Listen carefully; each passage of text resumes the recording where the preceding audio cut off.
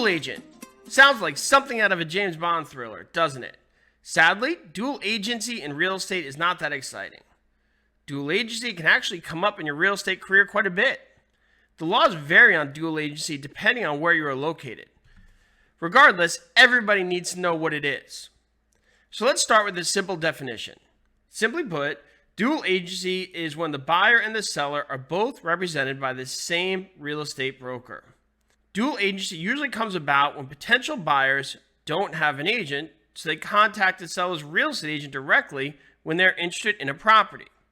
They ask the seller's agent to submit an offer on their behalf. If the agent does this, voila, dual agency. Here's where problems can arise.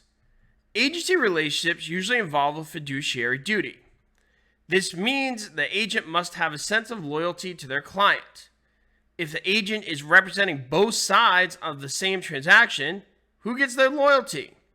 This potential conflict of interest is why dual agency is frowned upon in some areas and straight up not allowed in others.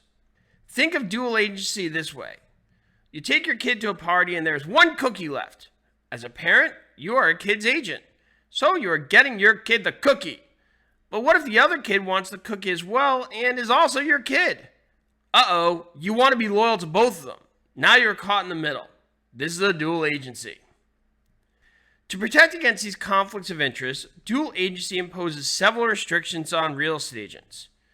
When dual agency is allowed, a real estate agent must inform both buyer and seller in writing. The agent is required to treat both the buyer and seller with fairness and honesty and must provide full disclosure regarding the property and its material condition. But the agent can't reveal any confidential or personal information of either party involved. The agent has to look out for both parties' interests. When it's time to make an offer, the real estate agent can advise either the buyer or the seller of the price to offer or the price to accept. In short, the agent's fiduciary duty of loyalty is now gone. They are not allowed to try and advance the interest of one party over the other. The agent has to stay neutral. A dual agency can also be created when the buyer and seller have their own agent, but both of those agents work under the same broker.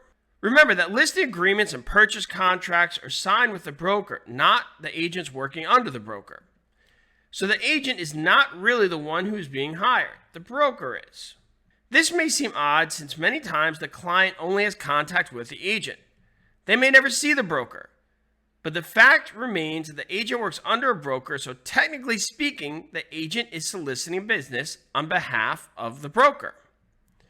When a transaction is completed, the broker is the one who actually gets paid a commission. The broker will share the commission with the agent who solicited the business and completed the transaction. This is why, although there may be two separate agents working on the transaction, if they both work for the same broker, then that broker's name is there on the seller and the buyer side, hence creating that dual agency. Knowing this will help you understand how a dual agency can occur when there are two real estate agents involved.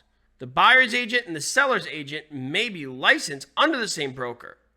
If one agent from the brokerage has a home listed and another agent from the same brokerage has a buyer brokerage agreement with someone who wants to buy the listed property, dual agency occurs.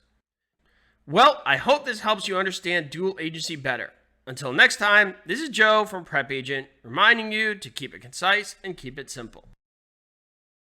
Thanks for watching. Subscribe to our YouTube channel to get updated videos.